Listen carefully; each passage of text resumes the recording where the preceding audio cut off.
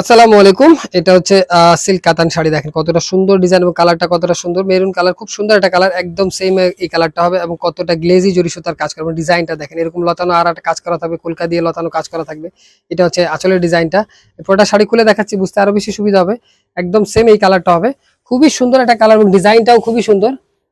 Silk কাতান শাড়ি, এটা লতা বাহার দেখেন দুই রকমের ডিজাইন করা আছে পুরোটা শাড়িতে। আঁচলটাও খুবই সুন্দর ডিজাইন করা।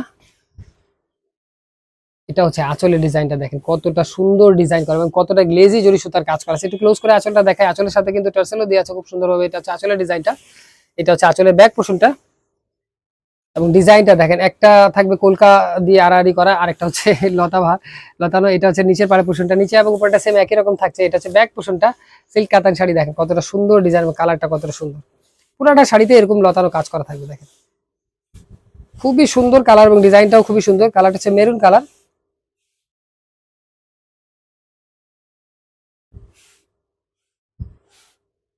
এই যে এই পর্যন্ত হচ্ছে কাজ করা, তারপর সামান্য একটু গ্যাপ।